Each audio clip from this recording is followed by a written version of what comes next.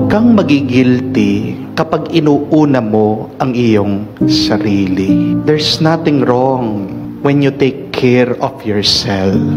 Why is that? Because remember, you cannot pour from an empty pot.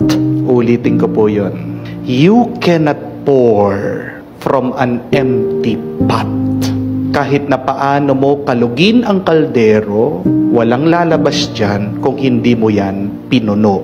Ibig sabihin, makakapagbigay ka lang kung pinuno mo ang iyong sarili. Makakapagmahal ka lang kung inuna mong minahal ang iyong sarili. No? So if you want to give and give also to yourself.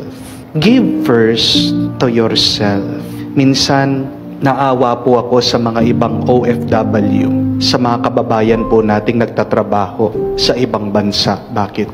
Kasi marami sa kanila, tinitiis, kumakain lang na skyflakes, ng sardinas, tinitiis, hindi masyadong maging magastos sa pagkain para mas madami yung perang mapadala dito sa bansa, dito sa Pilipinas. Hindi po ba?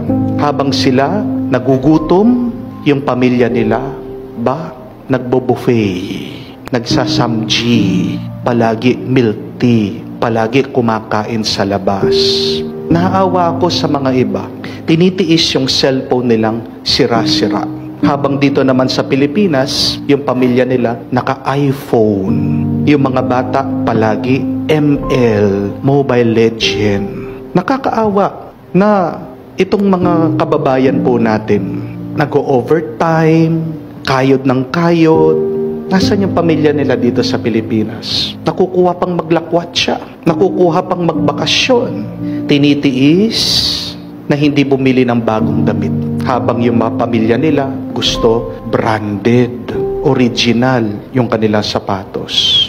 Meron tayong mga ibang kababayan sa abroad, tinitiis makipagsiksikan, matulog, makisama sa mga kwarto. Ang dami-dami nila doon. Habang dito sa Pilipinas, ang luwang-luwang ng kwarto, naka-aircon pa. Alam niyo po, kung mahal mo ang pamilya mo, walang masama na unahin mong mahalin ang iyong sarili.